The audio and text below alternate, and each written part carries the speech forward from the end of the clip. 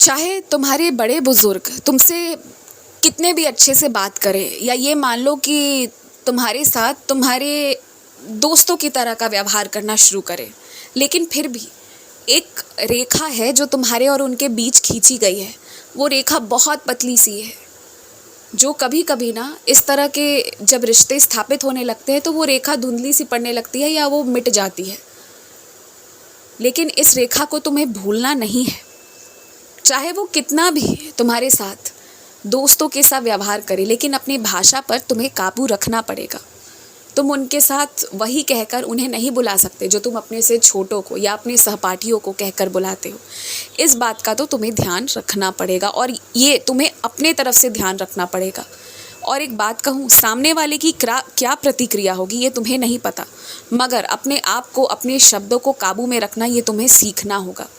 और जिस क्षेत्र में हो तुम, जहाँ आगे तुम्हें जाना है, वहाँ खुद तुम क्या प्रतिक्रिया दे रहे हो ये सबसे ज़्यादा अहमियत रखता है। सामने वाली की अहमियत नहीं रहने वाली तुम्हारे समक्ष, क्योंकि तुम इतनी ऊंचाइयों पर जाने के लिए बने हो जो तुम्हें अभी मजाक सी लगती है, मगर जिस दिन ये सच होते हुए देखोगे ना, उस दिन तुम्हें मेरी ये बातें याद आएंगी। और एक बात कहना है मुझे तुमसे, तुम जहाँ पर श्री कृष्ण को रखते हो अपने घर पर, क्या वहाँ तुम उनके लिए एक छोटी सी मुरली का प्रबंध नहीं कर सकते? कान्हा को मुरली बहुत प्रिय है, और अगर तुम उनके लिए उसका प्रबंध कर दोगे ना, तो तुम यकीन मानो उसकी धुन पर तुम सब थिरकोगे, गाओगे। कान्हा की उस मुरली की धुन पर तुम्हारा जीवन सुखमय, शांति, समृद्धि से भर जाएगा। इसलिए कान्हा की मुरली शीघ्र शीघ्र लेकर आ। भजन कीर्तन करना कभी गलत हो ही नहीं सकता। जो तुम्हें इन चीज़ों से दूर करे, या तुम्हारे भजन कीर्तन पूजा पर तुम्हारा मजाक करे, तुम पर हंसे, तो समझ लेना उसकी संगति कुसंगति है। और वैसे लोगों को छोड़ने के लिए एक बार भी मत सोचना।